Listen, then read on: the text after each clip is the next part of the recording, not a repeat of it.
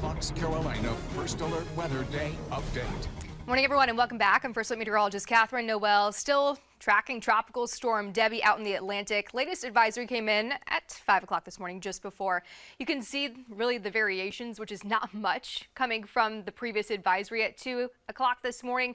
The most change that we have seen is really when it comes to that movement there. So moving now east at 5 miles per hour. Before it was moving east-southeast, still over the Atlantic right now and pushing out towards the Atlantic a little bit more before it starts to curve back around here to the coastline tonight into tomorrow morning, expecting to make landfall again north of Charleston there. Anywhere tonight into tomorrow morning, and then weakening as it does move overland, of course, towards the north and northeast into the coming days. But here at home today, we're still fairly dry. Maybe we could see an isolated shower, but I think still very dry for most of us out there. Nice little change of highs too. I mean, look at this little variation you can see. Off towards the west, you're going to be much warmer because you're not going to see as much cloud cover versus what we could see from those bands of Debby here from Forest City down towards Prosperity. Mid 80s for you there. 90 for Greenville, 86 in Hendersonville. Still breezy today though too, and that's an impact from Debby. Northeast winds gusting up to 25 miles per hour, so pretty much spot on to what we had yesterday.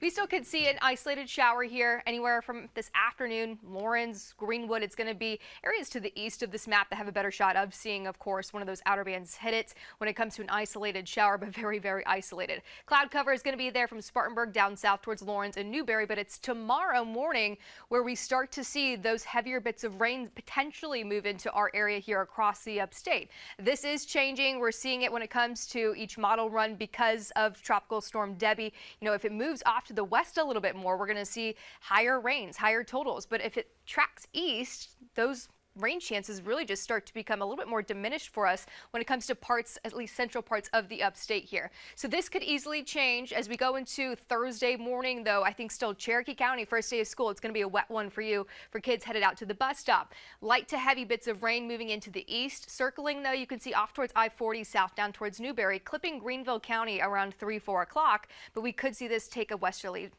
track again and then bring us more rain. That is going to be a possibility.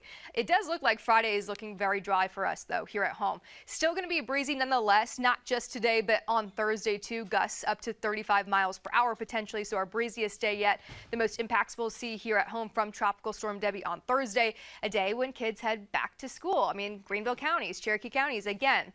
Friday looking much drier into the weekend too. Sunshine's going to be back for us, like 20% chance of showers and storms over the weekend. I think mainly a dry forecast into next week, with highs starting to warm and stay pretty typical too, upper 80s during that time frame for the upstate, low 80s for the mountains. Christy.